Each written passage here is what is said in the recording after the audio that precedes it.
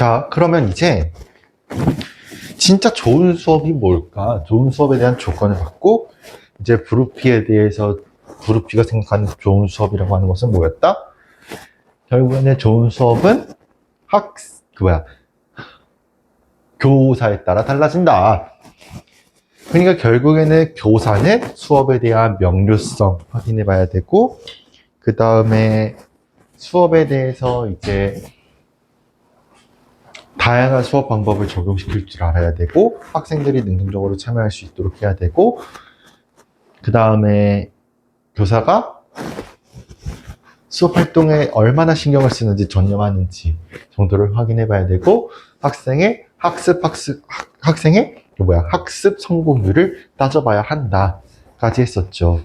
그리고 이제 뭐가 또 있냐면, 교사의 행동으로는 어떤 행동을 해야 되느냐 라고 물어본다면, 교사는 결국에는 학생에 대해서 견해, 기여 이런 것들을 잘 신경 써줘야 되고 파악을 해야 되고, 그 다음에 교사는 학생들이 잘 학습할 수 있도록 요약 정리를 체계적으로 해줘야 되고, 그 다음에 질문 활용할 수 있어야 되고, 심화, 구체적인 진술을 할 수 있어야 되고, 그 다음에 교사가 수업에서 보여주는 태도가 중요하더라라는 거였어요. 그래서 지금부터 어떤 걸 할 거냐면, 요거 지우고 잘 쓸 수 있는지를 한번 해볼 거예요.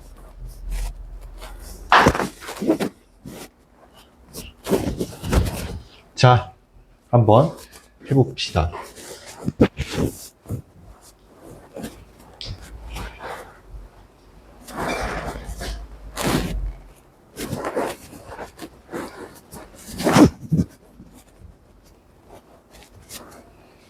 자, 일단은 좋은 수업의 조건. 결국에는 좋은 수업이 되려면 레파토리는 다 똑같은 얘기, 말표현이 조금씩 다 달라서 그렇지.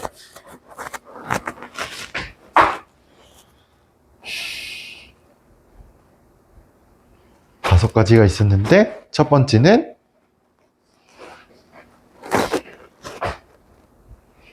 이거였지. 결국에는 평가를 토대로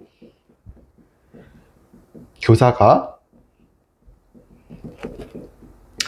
수업 반성을 해서 결국에는 능동적인 교사의 특성을 가져야 된다. 요거였었고, 좋은 수업이 이루어지려면 어떻게 생각이 하나도 안 나냐.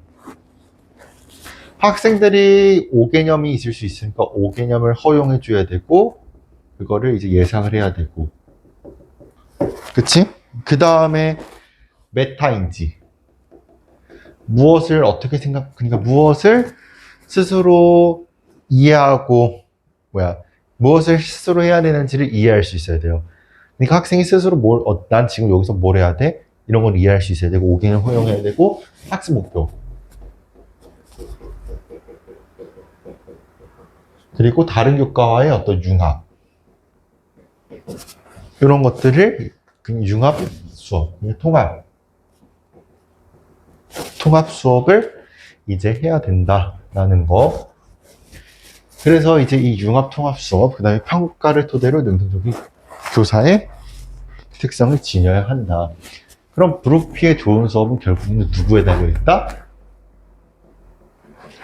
교사에 달려있다. 그럼 결국에는 여기서 교사는 어떻게 해야 합니까? 요 교사는 결국에는 이 브루피의 좋은 수업은 교사 행동에 달려있으니까, 교사는 일단 수업이 되게 명료화가 돼야 돼. 수업을 체계적으로 잘 구성을 해야 되고, 그 다음에 다양한 수업 방법을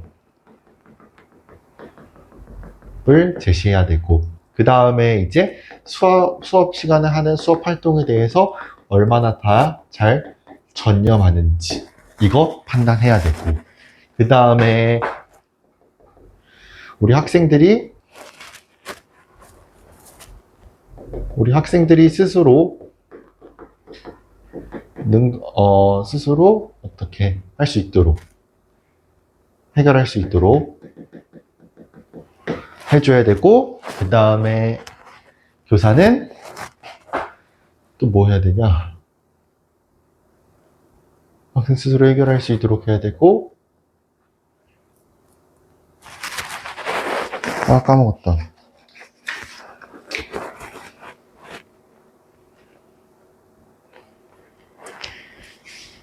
아, 학생이 스스로 참여할 수 있도록 적극적인 참여와, 그 다음에 뭐가 있지?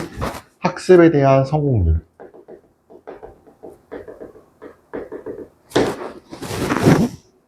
를 봐야 된다. 라고 이야기를 했었죠. 그 다음에 이제 교사의 행동은 그럼 어떻게 돼야 돼? 교사의 행동은. 결국에는 이 교사의 행동은 이렇게 돼야 된다는 거죠. 그러니까 이렇게. 결국엔 교사의 행동은 어떻게 돼야 되는 거냐면,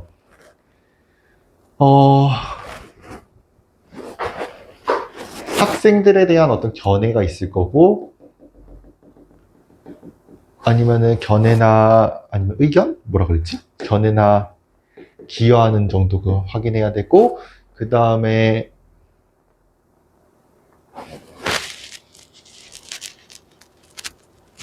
또 뭐가 있었지?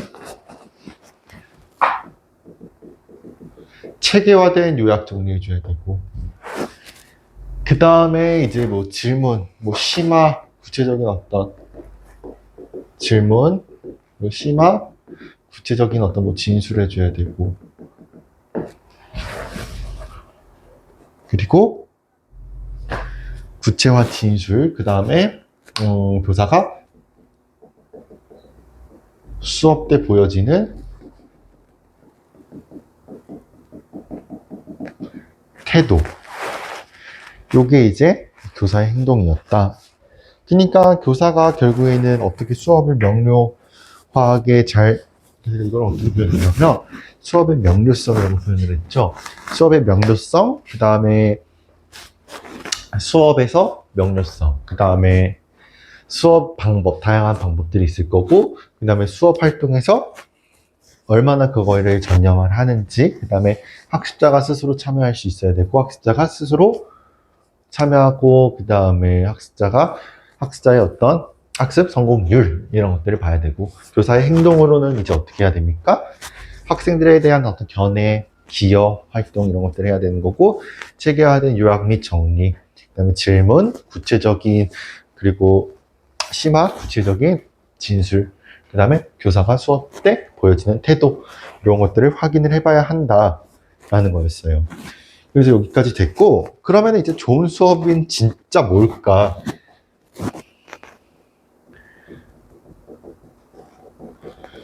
우리가 좋은 수업의 의미를 본다고 하면 우선 지금 조건 맞고 대표 학자 봤어요. 그러니까 이제 좋은 수업은 뭐냐? 당연히 여러 가지 조건을 만족해야 되고요. 그 다음에 두 번째, 결국에는 교사의 기대와 계획. 교사의 기대와 계획, 그리고 교실 학습 환경과 관리 체제.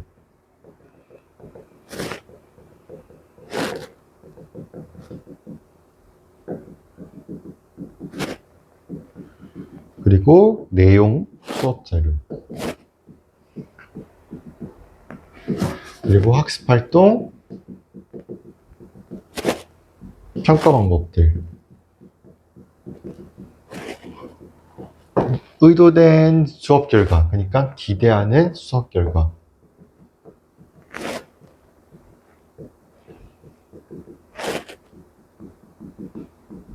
결과를 얻기 위해 상호 결합되고 조절된 상태여야 돼.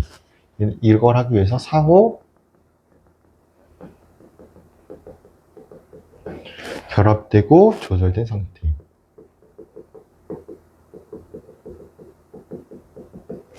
가 되어야 한다.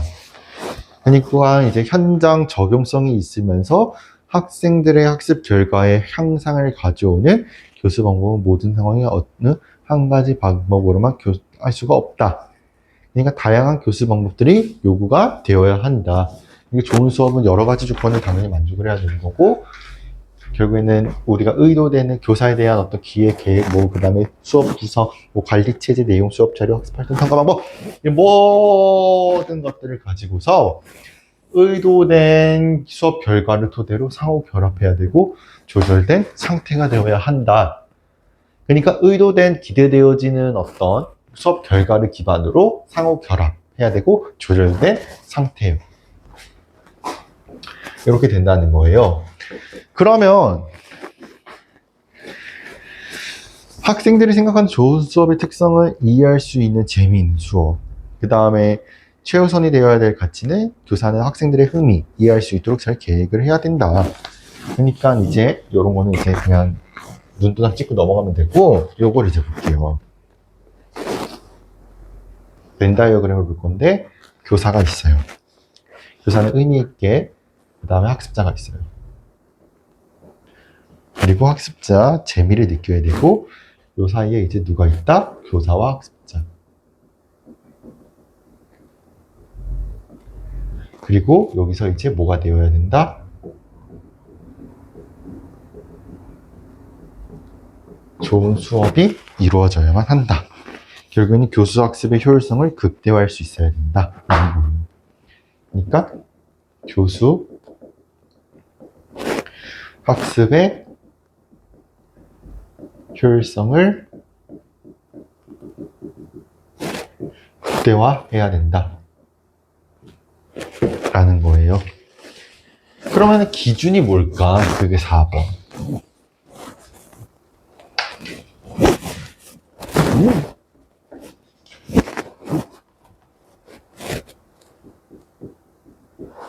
그리고 좋은 수업의 기준이 뭘지 한번 생각을 해봅시다. 우리가 이제 좋은 수업이라고 함은 일단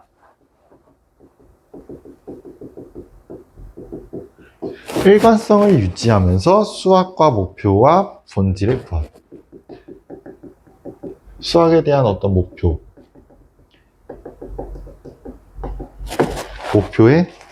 본질의 부합. 목표와 본질에 부합해야 되는구나. 다시 좋은 수업의 기준은 일단 일관성을 유지해야 되고, 그 다음에 수학적 경험 되게 중요해야 되고, 선행지식 최대한 발휘돼야 되고, 일단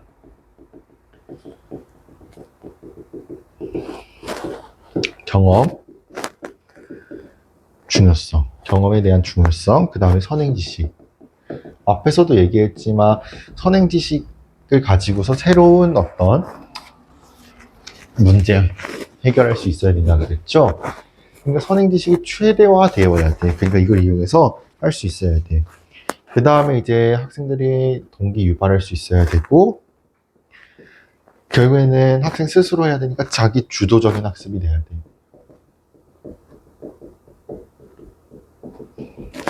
그 다음에 결국에는 지식 위주보다는 이 학교 현장 실제 상황에서 기초한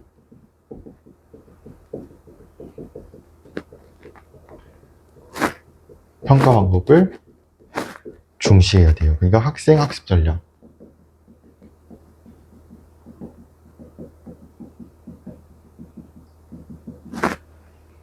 그 토대로 결국에는 의도되어지는 이거 어디 있었어?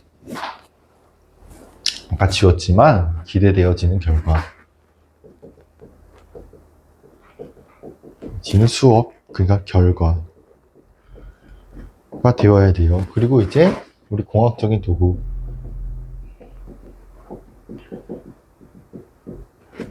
활용을 해야 되죠. 그래서 수학적 내용 및 방법을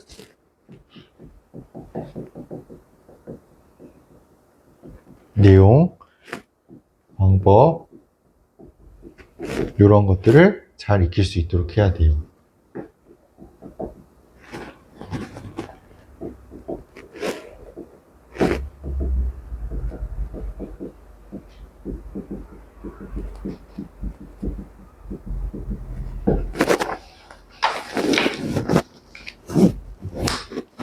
자, 다시 우리가 좋은 수업에 대한 기준이 뭐냐라고 한다면 일단 일관성 유지해야 되고 수학 목표와 본질에 부합해야 돼요. 다시 일관성 유지해야 되고 수학 목표와 본질, 그러니까 일관적이게 해야 되고 우리가 요구하는 수학에 대한 목표가 있을 거 아니에요.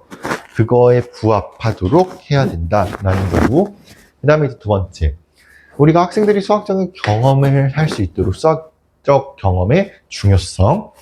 그 다음에 세 번째는 선행지식은 최대한 활용해야 한다. 이게 세 번째고, 네 번째는 동기 유발, 자기주도적 학습 능력. 그러니까 이제 동기 유발해야 되고 자기주도적 학습 능력이 되어야 한다. 그리고 실제 상황에 기초한 평가 방법. 실제 상황에 기초한 평가 방법을 중시해야 된다. 지식 위주보다는 실제 상황에서 적절하게 평가를 해줘야 돼요. 그래야 이제 학생 학습 전략을 토대로 이제 기대되어지는 결과를 이뤄내기 때문에. 그 다음에 이제 공학도구 활용을 해서 수학 내용이나 방법 조금 더 익숙해지도록 공학도구를 사용을 하자라는 거예요. 자, 다시 우리가 좋은 수업에 대한 기준 다시 살펴볼게요. 우리가 좋은 수업에 대한 기준은 뭡니까? 일단 첫 번째, 일관성을 유지해야 되고 그 수학 그거에 대한 목표와 본질에 부합하도록 해야 됩니다. 그러니까 결국에는 일관성 유지해서 수학 목표와 본질에 부합할 수 있도록 해야 되는 게 첫 번째고, 그 다음에 두 번째는 수학적 경험, 중요성, 이런 것들. 그 다음에 세 번째는 선행 지식을 최대화할 수 있어야 돼요. 그러니까 수학적인 경험, 중요성, 수학적인 어떤 경험이나 이런 것들 되게 중요하고 선행 지식 최대한 활용해야 되고, 결국에는 앞에 나왔던 내용들 다 여기 들어가 있는 거야. 경험해내야 되는 거, 학생 스스로 지식을 구성해야 되니까 결국에는 경험 되게 중요시해야 되는 거, 선행 지식 최대한 활용해서 해야 되는 거. 그 다음에 이제 학생들이 이제 동기 유발할 수 있도록 해야 되고, 자기 스스로 해야 되니까 자기 주도적인 학습해야 되는 거고. 그 다음에 이제 실제 지식 위주보다는 실제 상황에 적합하게 이제 해야 되는 거. 평가 방법을 중시. 그러니까 지식 위주가 아니라 실제 상황이라는 게 핵심이에요. 그 다음에 이제 공학도구 활용하는 거. 다 뭔가 합쳐진 거죠. 이게 이제 좋은 수업에 대한 기준이 된다. 그래서 여기까지 다시 요점 정리해 볼까요? 싹 지우고 요점 정리 다시 해볼게요.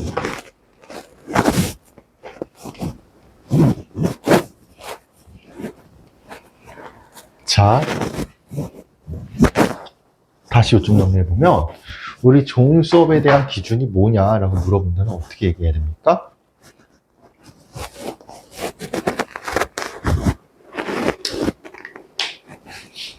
좋은 수업에 대한 기준.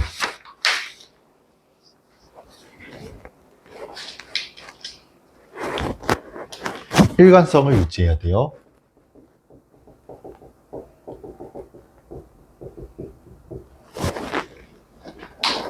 일관성을 유지해야 되고, 그 다음에 일관성을 유지하고 수학 목표에 대한 본질과 부합하는지,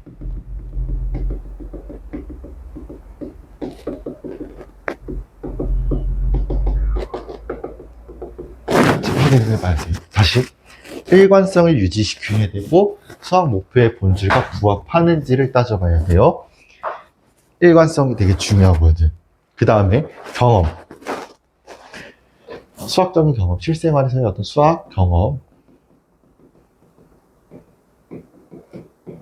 중시해야 돼요. 그리고 우리 이제 선행지식 최대화할 수 있도록 해야 돼요. 그 다음 동기유발 가능해야 되고 자기주도적인 학습 돼야 돼요. 능력이 배양될 수 있도록 해야 돼요. 그 다음 다섯 번째, 그 다음에 이제 지식평가 이런 거보다도 실제, 그러니까 지식 위주가 아니라 실제 평가, 그러니까 실제 상황, 기반해서 평가를 해야 된다라는 거예요. 그 다음에 이제 공학 도구 사용을 해서 결국에는 그 수학에 대한 어떤 내용, 방법, 이런 것들 있죠? 더 잘 익숙해지도록 해야 돼요. 이게 이제 좋은 수업의 기준이야. 다시, 일관성 있어야 되고, 그 다음에, 수학을 하려면 일단 일관성 있어야 돼요. 그리고 이제 일관성이 있어야 되고, 그 다음에 그때 일관성이 있어야 되는 거고, 수학의 본질이랑 잘 맞는지, 우리가 수학에 대한 어떤 본질과 잘 부합하는지를 따져봐야 되고, 실제적인 상황에서 경험할 수 있도록 해봐야 되고, 그 다음에 선행 지식 최대한 활용을 해서 새로운 문제, 이런 것들 활용할 수 있는지 확인해 봐야 되는 거고, 그 다음에 이제 결국에는 동기 유발할 수 있도록 뭔가 잘 해줘야 되고, 자기주도 학습이 잘 될 수 있도록 해야 됩니다. 그러니까 학생이 결국에는 스스로 지식을 구성해 나아갈 수 있도록 교사가 잘 지도를 해줘야 된다는 거예요. 그 다음에 평가보다도 실제적인 상황을 기반해서 해야 된다는 거야. 그러니까 실제적인 상황을 기반하여서 결국에는 평가를 해야 된다는 거야. 지식 위주가 아니라. 그리고 이제 마지막, 공학 도구를 활용을 해서 내용, 방법, 이런 것들, 수학적인 내용 방법에 익숙해지도록 해야 된다라는 거죠.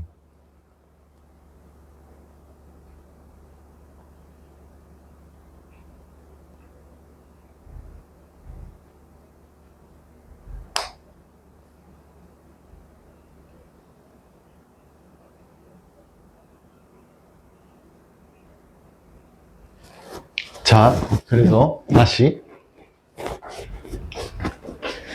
일단 일관성을 유지해야 되고, 그 다음에 그 내용에 대한 수학 내용 목표에 부합하는지, 본질 그런 것들 부합하는지 확인을 해봐야 되고, 그 다음 두 번째, 수학적인 지식 경험, 그 다음에 선행 지식 최대한 활용해야 되는 거고, 네 번째,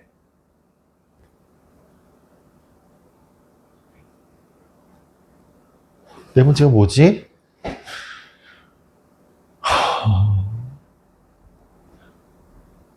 평가를 하는데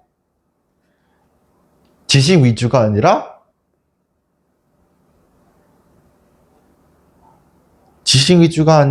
실제 상황을 평가를 해야 되는 거고, 그 다음에 공학도구 활용을 해서 익숙해지도록 해야 된다.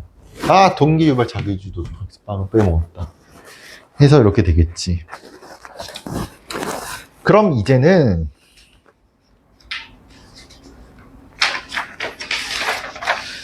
사례, 어떤 사례가 있는지를 한번 쭉 살펴볼게요. 그 다음 이거는 외우지 말고 그냥 술술술 보면 될 것 같은데, 사례 보기 전에 다시 복습해요. 우리가 지금 수학 교과에서 좋은 수업에 대해서 이야기를 하고 있어요. 그러면 우리가 여기서 이제 이 좋은 수업에 대한 거 한번 살펴봅시다. 다시 우리가 일단 다시 요약 정리해요. 체계화된 요약 정리.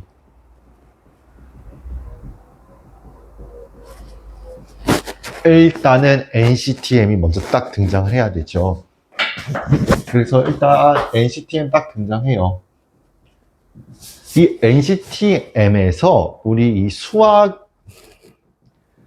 소양에 대해서 이야기를 하죠. 맨 처음에 수학적인 소양은 결국에는 개념에 대한 어떤 원리 이런 것들을 정확하게 이해를 해서 폭넓게 일상생활에서 그 지식들을 사용을 해라.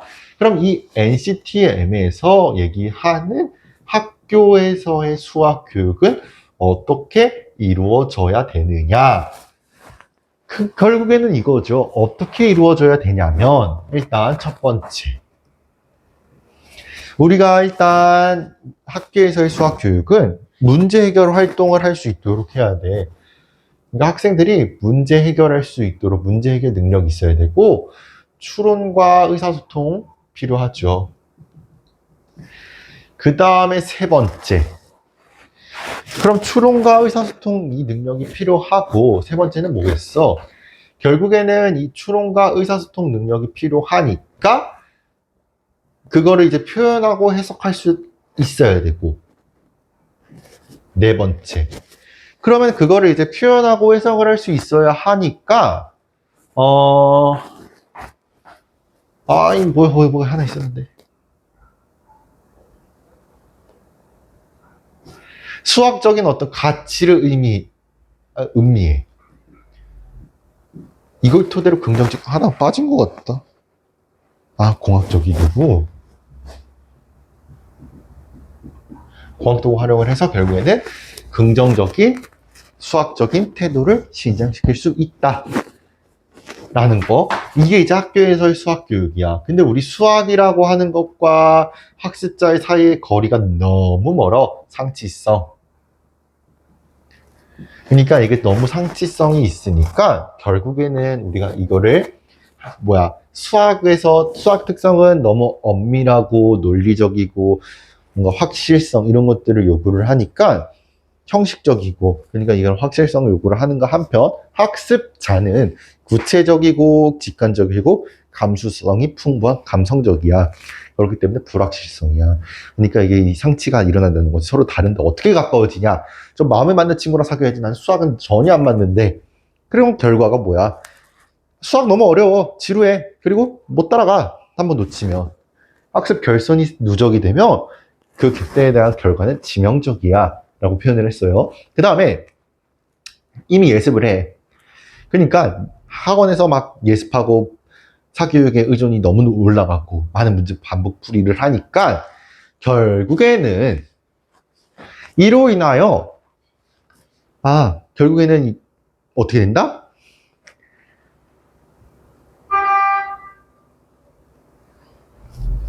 학교 수업이 너무 지루하다.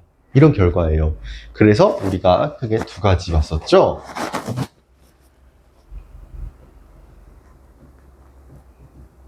수학의 학생화, 학생의 수학화.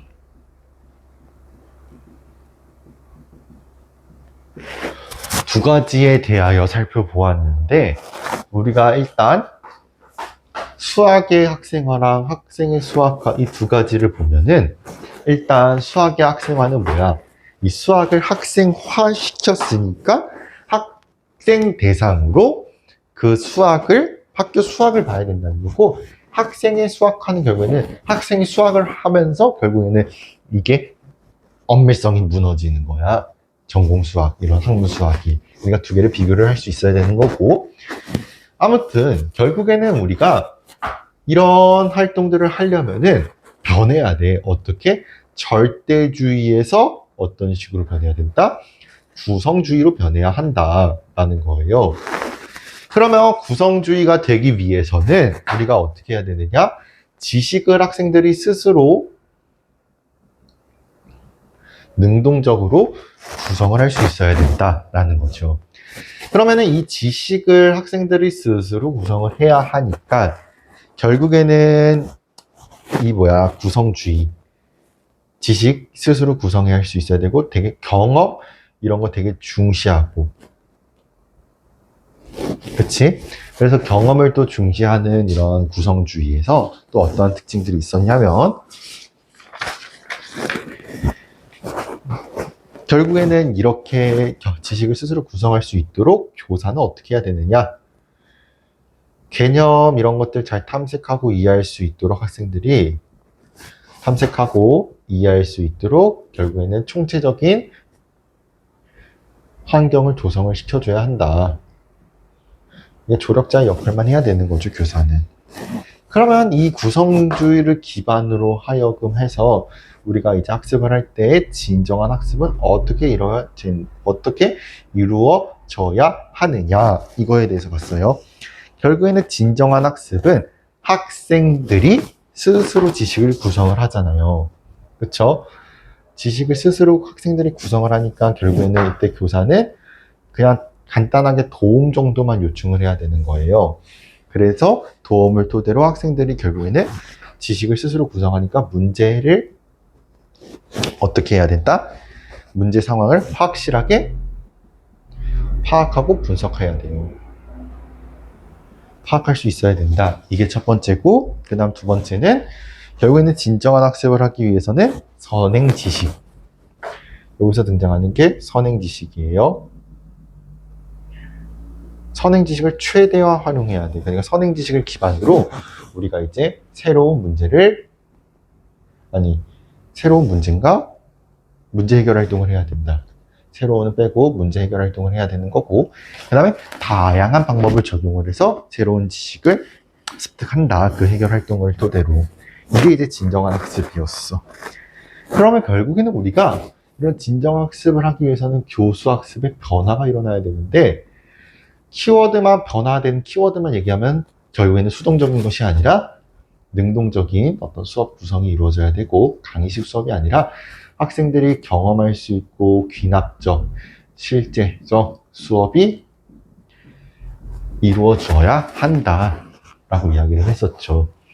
그리고 이제 많은 양의 그 반복 학습 이런 것이 아니라 사고력을 키울 수 있도록 결국에는 개념에 대한 어떤 원리 이런 것들을 잘 이해할 수 있도록 해야 된다라고 이야기를 했고, 성적 이런 것뿐만 아니라 결국에는 협동학습을 해야 된다라고 이야기를 했고, 그 다음에 여기 교사가 자기 반성이 여기 들어가나?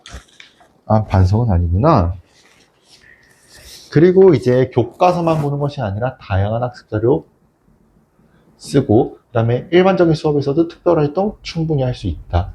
그리고 교사는 질적인 평가를 해야 된다. 그리고 질적 평가가 교사가 즉 뭐 하는 거다? 관찰하는 거다. 그리고 암기하는 것이 아니라 결국에는 그 정의적인 요구 이런 것들을 토대로 우리가 이해해야 되는 거예요.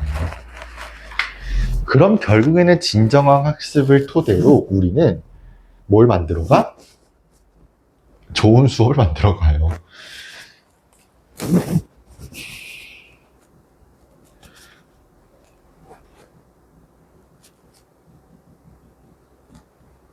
그러면 좋은 수업이 뭐냐라고 한다면, 좋은 수업은 효과적인 수업입니까? 일단 이런 생각을 좀 해봐야 돼요. 결국에는 이 좋은 수업에 대한 뭐가 있겠다? 조건이 있겠다. 폴터와 브로피가 얘기한 거고, 그 뒤에는 브로피만 나와요. 자, 아무튼 우리 좋은 수업에 대한 조건 간단하게 언급해봐요. 우리가 좋은 수업이 되려면 결국에는 학생들이 가지고 있는 5개념 허용, 그리고 이거를 예상을 해야 되죠. 그리고 5개념을 허용하고 예상을 해야 되는 게 당연한 거고, 그 다음에 5개념을 허용하고 예상을 한 걸 토대로 이제 우리가 뭘 할 수 있다? 해야 되는 거고, 그 다음에 학생들에게 결국에는 우리가 무엇을 스스로 어떻게 해야 되는지, 메타인지 전략을 알려줘야 돼. 학생들이 실수할 수 있어. 개념을 잘 이해 못할 수도 있어. 그러니까 5개념을 어느 정도 허용을 해주고 예상을 해야 되는 거고, 그 다음에 메타인지 전략을 토대로 무엇을 하면 되는지 스스로 이해할 수 있도록 해야 되는 메타인지 전략이 필요하고, 그 다음에 우리 학습 목표 반드시 다양한 학습 목표 제시해 줘야 되는 거고, 그 다음에 우리 이제 융합하는 통합적인 수업, 그 다음에 이제 우리 좋은 수업이 되려면 교사가 수업 반성을 해야 돼. 평가를 하면서. 평가를 토대로. 그래서 결국에는 이를 토대로 능동적인 교사의 특성이 반영이 돼야 되죠. 지녀야 돼요. 그래서 우리가 이제 두 번째, 좋은 수업이 되기 위해서 브로피는 어떻게 얘기를 하냐면, 우리 결국에는 교사에 따라서 좋은 수업은 좌지우지 된다 라고 이야기를 하죠. 그러니까 여기서 이제 교사랑 교사의 행동을 비교를 하죠. 교사는 어떤 교사가 되어야 하느냐? 결국에는 이 브로피에서의 교사는 결국에는 수업에 대한 명료성, 그리고 결국에는 수업이 얼마나 명료한지, 그리고 수업 활동에 얼마나 전념하는지. 하기 전에 사이에 하나가 뭐가 있었는데 그게 기억이 안 나네. 수업의 명료성, 그 다음에 뚝 띄워놓고 수업에 대한 어떤 수업 활동에 대한 전념, 얼마나 전념을 하는지, 그리고 학생들이 스스로 잘 참여하는지, 그리고 학습 성공률. 그럼 교사는 어떻게 행동을 해야 되겠어? 학생들에 대한 어떤 견해 또는 어떤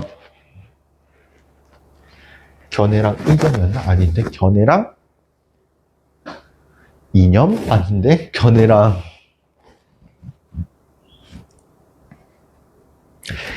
아무튼 의견이나 그런 기여 이런 것들을 이제 학생에 대한 견해나 기여도 이런 것들을 이제 확인을 할 수 있어야 되고, 그 다음에 또 뭐가 있었죠? 견해랑 기여를 확인할 수 있어야 되고, 그 다음에 체계적인 요약 정리를 교사가 해줘야 되고, 그래 학생들이 잘 이해하니까. 그리고 이제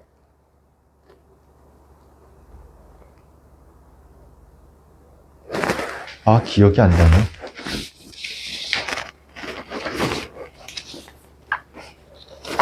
수업 방법 기억 안 나는 건 빨강색. 다양한 방법들이 있고, 그 다음에 질문 활용, 그리고 심화 구체적인 진술, 그리고 교사가 수업에서 보여주는 어떤 태도들을 토대로 결정이 된다. 좋은 수업이라는 것이 까지 했었죠. 그럼 결국에는 우리가 좋은 수업이라고 하는 것은 여러 가지 조건에 의해서 만들어지고 기대되어지는 수업, 그러니까 의도되어지는 수업, 학생들의 학습 평가, 활동, 학습 활동, 그 다음에 수업 준비 이런 것 다양한 것들이 다 교사의 기대와 계획, 교실 학습 환경, 수업 자료 이런 것들이 결국에는 상호 결합이 돼야 되는 거야. 근데 현장 적용성이 있으면서 학습 결과의 향상을 가져오는 교수 방법을 모든 상황에 어느 한 가지 방법으로만 적용해 줄 수 없고 다양한 교수 방법이 요구가 된다. 그러니까 이제 우리가 좋은 수업이라고 하는 것은 교사는 일단 뭐가 돼야 된다? 의미 있어야 되고, 학생은 재미가 있어야 되고, 교사와 학생이 같이 여기 있는 거고, 이걸 토대로 좋은 학습은 여기만큼만 이루어진다 라는 거지. 그러면은 이걸 토대로 좋은 수업에 대한 기준이 뭘까? 그거를 이제 우리가 쭈루루 봤었어요. 일단 일관성이 유지가 되어야 되고, 그 다음에 일관성을 유지를 시키고, 그 다음에 그 학습에 대해서 그 목표와 본질이 잘 맞는지, 그러니까 수업에 대한 목표 본질이 부합한지를 확인을 해봐야 되고, 그 다음에 학습 수학에 대한 실제 상황에서 수학 경험 되게 중요시한다 그랬지? 경험. 그 다음에 이제 진정한 학습을 하려면 결국 선행 지식을 최대화해야 돼. 그리고 여기서는 이제 지식보다는 실제 상황. 실제 상황, 그러니까 좋은 수업이 되려면 결국에는 이 실제 상황에서 평가를 해야지, 지식 많이 알고 있다. 실제 상황. 그런 걸로 평가하면 안 돼. 실제 상황으로 평가를 해야지. 그치? 그 다음에 실제 상황 기준 평가 방법, 그 다음에 공학적 도구 활용. 그래서 수업에 대한 어떤 방법. 그러니까 그냥 방법이 아니라 그 앞에 뭐가 하나가 더 있었는데, 내용, 방법, 익숙해지도록 공학 도구 잘 활용을 해야 된다. 그리고 하나 빠뜨렸지만 자기주도적 학습. 배양될 수 있어야 된다. 또한 동기유발, 자기주도적 학습이 지식을 스스로 구성할 수 있어야 되는 것. 요거랑 살짝 연관을 지을 수도 있겠죠. 그래서 결국에는 이렇게 요점 정리를 할 수가 있는 거예요. 하나로 요약을 해보면. 이게 이제 딱 한 장으로 요약 정리한 거지.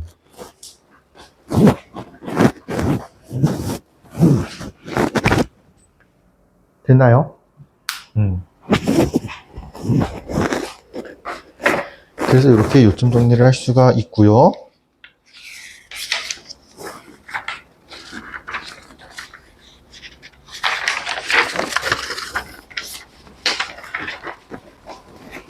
그 다음에 이제 우리가 수학과 평가론, 평가를 해야 돼, 평가.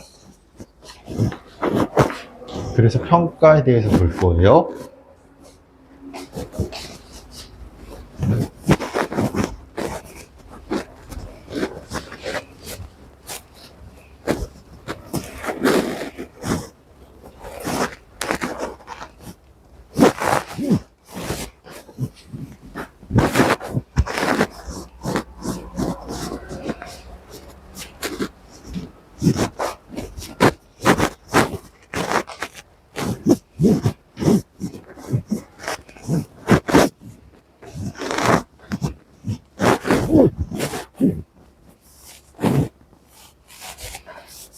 그래서 이제 수학에 대한 평가 볼게요.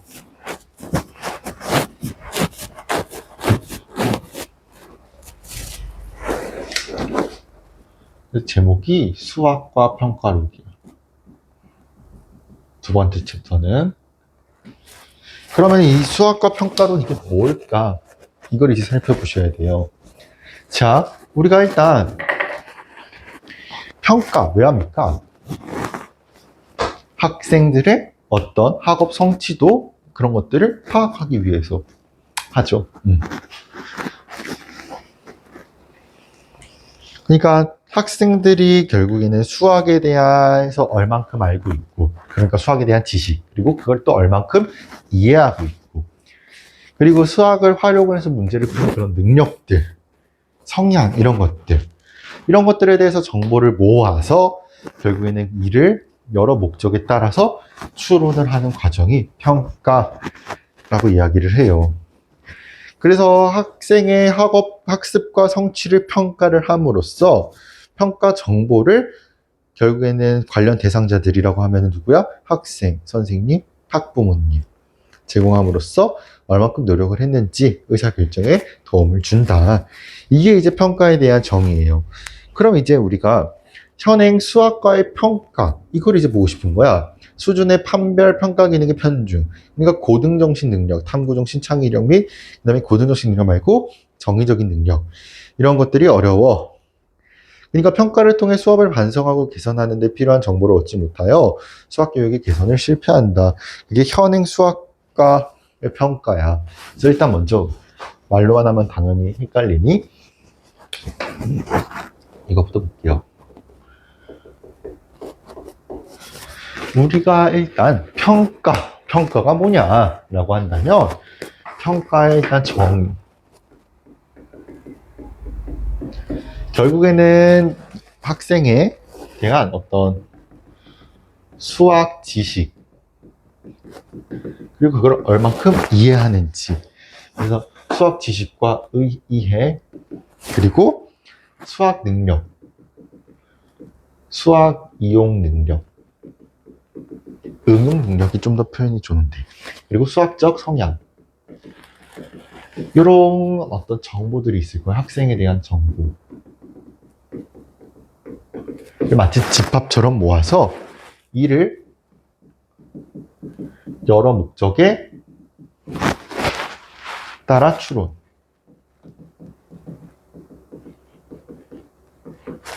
하는 과정을 우리가 이제 평가라고 이야기를 해요. 평가의 의의는 뭐겠어? 결국에는 학생의 학업, 학습, 성취.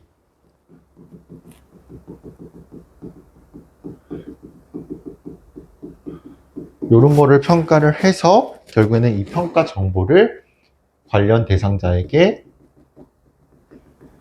대상자라고 하면은 학생, 학부모, 교사가 되는 거예요. 제공을 하죠. 그럼 제공을 하면서 결국에는 어떻게 이 교육적으로 얼만큼 노력을 했는지, 얼만큼 노력을 하고 그 다음에 의사결정을 하는지에 도움을 주더라. 이렇게 이야기를 할 수가 있는 거죠.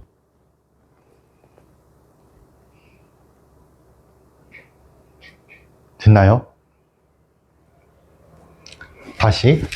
그러니까 결국에는 이 평가라고 하는 거의 의의는 학습, 성취 이런 것들을 이제 평가함으로써 이 관련 대상자라고 하는 학생, 학부모, 교사에게 제공을 해줘요. 우리가 평가 데이터들을 토대로 제공을 해주면 얼만큼 노력을 했는지 교육적으로 얼만큼 이게 노력을 한 거고 그만큼 이제 어떻게 해야 될까, 고등학교 진학 가능할까, 대학교 진학 가능할까 의사 결정을 하는데 도움을 주더라. 결국에는 우리가 평가는 결국에는 어떤 학생에 대해서 어떤 데이터가 있어요. 학생 데이터가 여기 안에 뭐가 들어있어?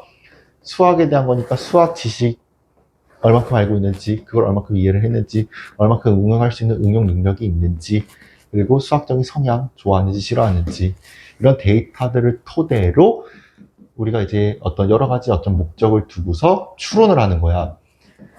그러니까 여기에는 그냥 딱 점수만 있는 것이 아니라 성향 뭐 이런 것들까지 있으니까 얘가 수학을 이렇게 좋아하는데 수학을 못하는데 수학은 잘하네 이런 식으로. 아니면 수학을 좋아하긴 하는데 성적이 잘 안 나오네. 이러한 방법으로, 이런 식으로 이제 어떻게 한다? 평가를 한다는 거야. 추론을 한다는 거야. 그게 이제 평가야. 그럼 요거의 의의는 뭐다? 결국에는 학습, 그리고 성취, 이런 것들을 토대로 평가를 함으로써 관련 대상자에게 제공을 해서 이 학생이 얼만큼 노력을 했는지, 그리고 어떻게 갈 수 있는지 의사결정을 하도록 도움을 주는 게 평가다. 그러면은 현재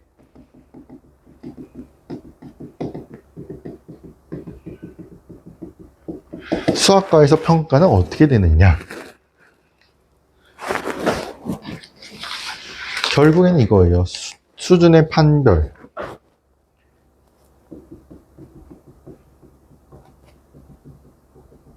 수준 판별, 선발 기능의 편중.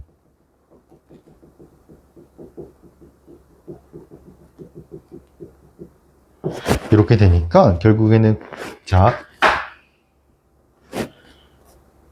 이렇게 가로 3으로 쓸까?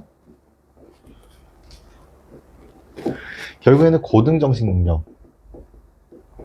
고등정식 능력은 결국에는 우리가 크게 두 가지, 탐구력, 탐구정신, 창의력.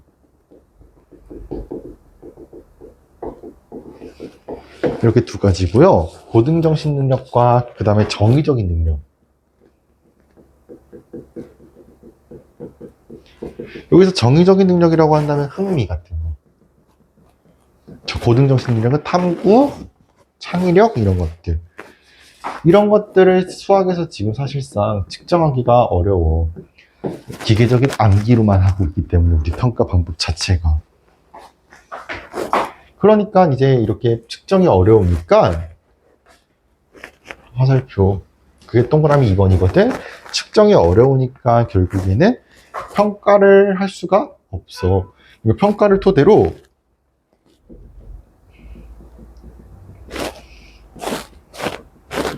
수업 반성하고 개선을 해야 되는데 이러한 데이터가 있다 없다? 데이터가 없어.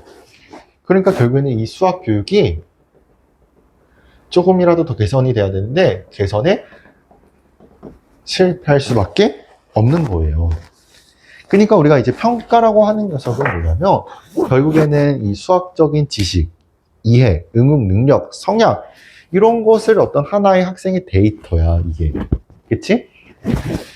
그러한 정보를 모으고 이거를 이제 여러 가지 목적으로 추론하는 과정이거든. 근데 의의는 뭐냐면 학생에 대한 학업, 학습, 성취 이런 것들을 평가를 함으로써 결국에는 그걸 평가를 했어. 평가를 했는데 그걸 이제 관련 대상자에게 제공을 해줘서 결국에는 이 데이터를 가지고서 교육적으로 이제 얼만큼 노력을 했는지 그리고 평가 성적표 같은 걸 가지고서 의사 결정을 할 수가 있는 거야. 근데 현행 수학과의 평가는 우리가 이제 고등정신 능력이라고 하는 탐구력과 창의력, 그 다음에 정의적 능력, 흥미, 이런 것들을 정확하게 측정을 못해. 어려워. 그렇기 때문에 그런 것들을 측정이 too hard하니까 결국에는 평가를 토대로 평가를 통해 어떻게 해야 돼? 수업 반성을 할 수 있고, 그다음 얘가 이거 재미없구나, 흥미가 없구나, 창의력이 좀 떨어지네, 사고력을 좀 증진시킬 수 있도록 내가 뭔가 학생들이 지식을 스스로 구성할 수 있도록 능동주의래, 그 구성주의적인 그런 걸 해야 된다. 이런 식으로 뭐 수업 반성을 하고 뭐 이렇게 해야 되는데 그러지를 못하는 거야. 왜? 측정이 어려우니까. 뭐에 대한 측정? 고등정식 능력, 탐구력, 창의력, 그 다음에 정의적 능력, 흥미, 이런 것들이 성적표에 나와? 그냥 수치로만 나오지? 그러니까 이거 평가를 못하는 거야. 그러니까 평가를 토대로 수업 반성을 하고 개선을 해야 되는데 그러지 못하니까 수학 교육이 올라가지를 못하는 거야. 그래서 평가의 동향, 이걸 봐야 되는데 이건 이제 좀 쉬었다가